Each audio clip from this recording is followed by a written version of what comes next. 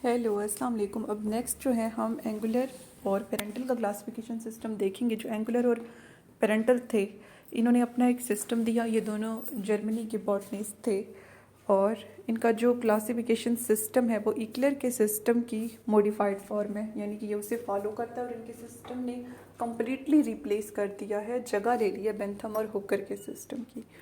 ठीक है। और अब टेक्सोनॉमी में देखा जाए तो यही एंगुलर और पेरेंटल हैं जिनका क्लासिफिकेशन सिस्टम टेक्सोनॉमी के अंदर जो है डोमिनेट कर रहा है। उसके बाद नेक्स्ट हम देखते हैं कि इसकी खसूसियात क्या हैं।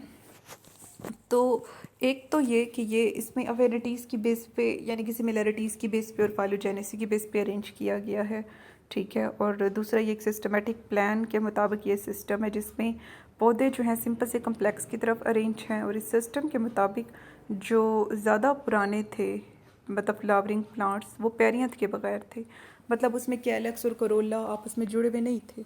जो करोला होता है पेटल्स का ग्रुप होता है, जो कैलक्स होता है हमारे पास सेपल्स का ग्रुप होता है। मतलब वो जुड़े हुए नहीं थे, उनमें कनेक्शन नहीं थे, वो फ्यूज नहीं थे, वो पेरियंथ के विदाउट थे। ठीक है। और जो गैमोपेटालिस कंडीशन है वो इसमें ज़्यादा एडवांस ली जाती है पॉलीपेटालिस की निस्बत। पॉलीपेटालिस में क्या होता है कि हमारे पास पेटल्स वगैरह जो है फ्री होते हैं, लेकिन जो गैमोपेटालिस कंडीशन है इसके मुताबिक जो हमारे पास कैलक्स और करोला हैं वो आपस में मिले हुए होते हैं। तो इसके बारे में कहा जाता है कि जो गैमोपेटालिस कंडीशन है वो ज़्यादा एडवांस है पॉलीपेटालिस से। यही सेम बात हमने पहले की है कि यानी कि गैमोपेटालिस कंडीशन के एडवांस होने का फिर ये मतलब है कि पहले पॉलीपेटालिस कंडीशन थी, सब कुछ फ्री हुआ करता था, फिर उससे गैमोपेटालिस कंडीशन आई जो कि नावाडेज है, जिसमें कैलक्स और करोला आपस में जुड़े हुए होते हैं। उसके बाद नेक्स्ट अगर आप देखें तो जो मोनोकोटिलिडन्स हैं उन्हें डाइकोटिलिडन से भी पहले रखा गया है इसके मुताबिक। और इस सिस्टम के मुताबिक एवोल्यूशन हुई है हाइपोगाइनी की एपिगाइनी से। हाइपोगाइनी में ओवरी जो है सुपीरियर होती है, एपिगाइनी में ओवरी इन्फीरियर होती है, और जो पेरिगाइनी होती है जिसमें मतलब ओवरी थोड़ी सी अंदर की तरफ होती है उसे इसके सेंटर में रखा गया है। तो एवोल्यूशन इसके मुताबिक कैसे हुई है, यानी कि जो हाइपोगाइनस कंडीशन है ओवरी का सुपीरियर होना, वो किससे आया है, वो एपिगाइनस से आया है जिसमें ओवरी इन्फीरियर होती है। ठीक है। मतलब ओवरी एवोल्यूशन से इन्फीरियर से सुपीरियर हो गई। उसके बाद फ़ायदे और नुकसान। उसके बाद नेक्स्ट इसकी स्कीम देख लेते हैं। फिनारोग्राम को डिवाइड किया गया है डाइकोटिलीडन मीनोकोटिलीडन में, जो कि एंजियोस्पर्म की ब्रांचेस हैं, और जिम्नोस्पर्म में नेक्ट सीड वाले आते हैं, एंजियो भी फ्लावर फ्रूट बनाने वाले आते हैं जिनके सीड कवर्ड होते हैं, जिन्हें फिर मोनोकोटिलीडन और डाइकोटिलीडन में अरेंज किया गया। डाइकोटिलीडन को दो में अरेंज किया गया है, आर्किक्लेमाइडी और सिम्पेटेली। अब इसके फ़ायदे और नुकसान देख लेते हैं। मेरिट्स क्या हैं। इसने मोनोक्लेमाइडी को मुकम्मल तौर पे सिस्टम ने ख़त्म कर दिया, जो कि एक बड़ा आर्टिफिशियल ग्रुप रहा है हमारे पास पेंथम और हुकर के सिस्टम में। और फिर उस ग्रुप को जो ख़त्म कर दिया तो फिर उसकी फैमिलीज़ को कहीं तो रखना था, तो उसके रिलेटेड ग्रुप्स में रख दिया गया। और इस सिस्टम की जो सिम्पेटेली है, मतलब इसका जो सिम्पेटेली वाला ग्रुप है वो बेंथम और हुकर की गेमोपेटेली से मिलता है। और इसमें जिम्नोस्पर्म को अलग से ट्रीट किया जाता है इसमें।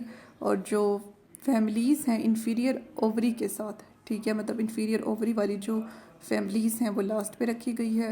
और एडवांसमेंट जो है हुई है, यानी कि एडवांसमेंट कैसे हुई है हाइपोगाइनी से कंप्लीट एपिगाइनी की तरफ। अब हाइपोगाइनी में क्या होता है, सुपीरियर ओवरी होती है, और जो एपिगाइनी है उसमें इन्फीरियर ओवरी होती है। तो इसके मुताबिक जो एडवांसमेंट हुई है वो हाइपोगाइनस से एपिगाइनी की तरफ हुई है। ठीक है। और इन्फीरियर ओवरी वाली जो है उन्हें लास्ट पे रखा गया है। और एंगुलर आर्किड्स, ये कुछ फ्लावरिंग प्लांट होते हैं, इन्हें ज़्यादा इवोल्व समझता था एंगुलर ग्रासेस की निस्बत। अच्छा सॉरी, ये ना मैंने पहले आपको स्टार्ट में भी बताया, तो स्टार्ट में मैंने 6 स्टेप इसका सही नहीं बताया था। तो इसके मुताबिक एवोल्यूशन हुई है हाइपोगाइनी से एपिगानी की तरफ, यानी कि ओवरी सुपीरियर से इन्फीरियर हो गई है। ठीक है, इस सिस्टम के मुताबिक। तो उसके बाद नेक्स्ट इसके डिमेरिट्स हैं। उसके मुताबिक जो एमिंटी फेरी या फिर कैटकन बेरिंग होते हैं उन्हें ज़्यादा पुराना समझा जाता है, और वो इतने पुराने हैं कि वो पिटेलीफेरस जो कि एक पुराना ग्रुप है उससे भी पहले आता है। और एमिंटीफेरस जो है ये रिड्यूस हैं प्रिमिटिव ग्रुप की निस्बत, मतलब जो इससे पुराने ग्रुप हैं उनसे ये रिड्यूस हैं, वो ज़्यादा कम्प्लेक्स हैं। और इस सिस्टम के मुताबिक और बेसिक के सिस्टम के मुताबिक पॉलीपेटाइली पहली कंडीशन थी, मतलब कैलक्स और कोरोला अलग अलग हुआ करते थे, और एपेटाइली कंडीशन फिर इससे आई है। एपेटाइली में तो मतलब पेटल्स होंगे ही नहीं। और उसके बाद नेक्स्ट है कि इसके मुताबिक दो सीरीज़ में अरेंज पेरियंथ वाले, ठीक है, जो हैं उनका आना मोनोक्लेमाइडस से, यानी कि एक सीरीज़ में जो पेरियंथ अरेंज है उससे। इस सिस्टम में ये ऑब्जेक्शनेबल है। वो कहते हैं कि किस तरह दो सीरीज़ के अंदर अरेंज होने वाला जो पेरियंथ है, ये कंडीशन किस तरह से एक सीरीज़ में होने वाले अरेंज होने वाले पेरियंथ से आई है। और जो हमारे पास पेराइटल प्लेसेंटेशन होती है एक्साइल से, ठीक है। अब पेराइटल और एक्साइल क्या होती है मैं आपको दिखा देती हूँ। ये आप देख सकते हैं पेराइटल में क्या होता है कि वो जो उसकी वाल होगी ना, बाउंड्री होगी, उसके इनर साइड पे ये ओव्यूल अरेंज होंगे। और एक्साइल प्लेसेंटेशन में क्या होगा कि जो उसका सेंट्रल एक्सिस होगा उसके साथ ओव्यूल जो है जुड़े हुए होंगे। तो ये पेराइटल और एक्साइल प्लेसेंटेशन है, ठीक है। तो यहाँ पे हम क्या देख रहे थे कि इसके मुताबिक पेराइटल का एक्साइल से आना ये भी सही नहीं है इस सिस्टम के मुताबिक। और फ्री सेंट्रल प्लेसेंटेशन का पेराइटल से, फ्री सेंट्रल प्लेसेंटेशन जो ये एक्साइल को कहते हैं जो मैंने आपको दिखाई है, तो इसके मुताबिक एक्साइल का पेराइटल से आना ये भी सही नहीं है। और बाइसेक्सुअल फ्लावर का यूनिसेक्सुअल फ्लावर से आना ये भी सही नहीं है। अच्छा, बाइसेक्सुअल और यूनिसेक्सुअल में क्या फ़र्क होता है? यूनिसेक्सुअल में एक सेक्स एक ही इंडिविजुअल भी होती है, मतलब एक जो इंडिविजुअल होगा, एक जो प्लांट होगा वो या तो मेल होगा या तो फिर फीमेल होगा। बाइसेक्सुअल में क्या होता है कि मेल फीमेल दोनों एक ही नहीं होंगे। तो बाइसेक्सुअल का यूनिसेक्सुअल से आना ये भी सही नहीं है इस सिस्टम के मुताबिक। और इंटोमोफेली का एनीमोफेली से आना ये भी सही नहीं है, ये डीमेरिट है इस सिस्टम के, नुकसान है। अब ये इंटोमोफेली और एनीमोफेली क्या होती है मैं आपको दिखा देती हूँ।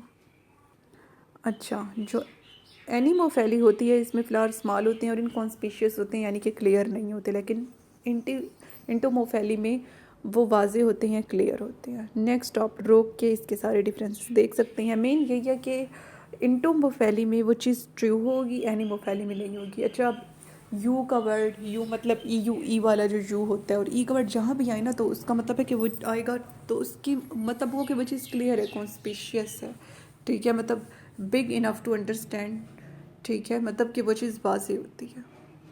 तो अब इस सिस्टम के मुताबिक जो है इंटोमोफेली का एनीमोफेली से आना, यानी कि वाज़ेह फूल रखने वाले पौधों का गैर वाज़ेह फूल रखने वाले पौधों से आना, ये भी नुकसान है इसका। और इसके मुताबिक मोनोकोटिलीडन्स को बहुत प्रिमिटिव समझा जाता है और कहा जाता है कि डाइकोटिलीडन मोनोकोटिलीडन से आए हैं।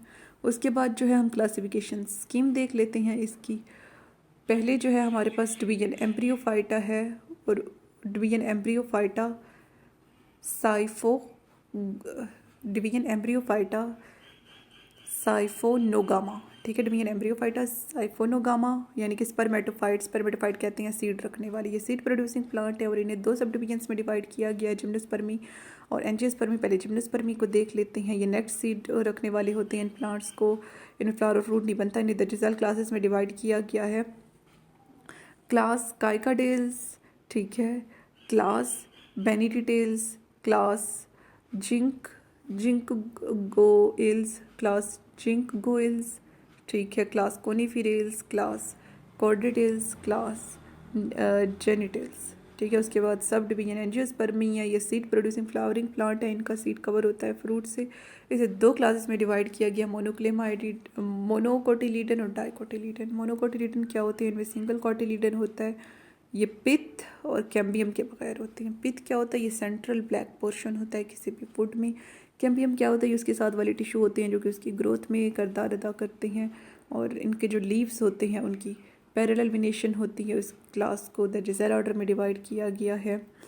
पेंडानेल्स, ठीक है, हेलोबोआई और ट्राइरोइल्स, ग्लूमीफ्लोराई, ठीक है, प्रिंसिपस और साइनेथियाई और माइक्रोस्पर्मी और लिली फ्लोरी और फेरिनोसियाई। उसके बाद नेक्स्ट है डाइकोटिलीडन, इसमें दो कोटिलीडन होंगे और इनमें पित्त भी होगी, कैम्बियम भी होगा, जो कि मोनोकोटिलीडन में नहीं होती है। और इनके लीव्स जो हैं वो रेटिकुलेट वेनेशन ज़ाहिर करती हैं और इसे दर्जेदार ऑर्डर में डिवाइड किया गया है।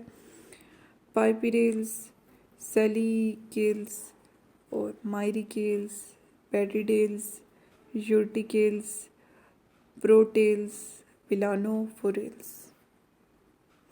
ठीक है, और नेक्स्ट है पोलीगोनेल्स, रोजेल्स, पेंडेल्स, सिपेंडेल्स, मालवेल्स, ओपनटेल्स, एरिकेल्स, रिमुलेल्स, एबिनेल्स, कुकर बिटेल्स।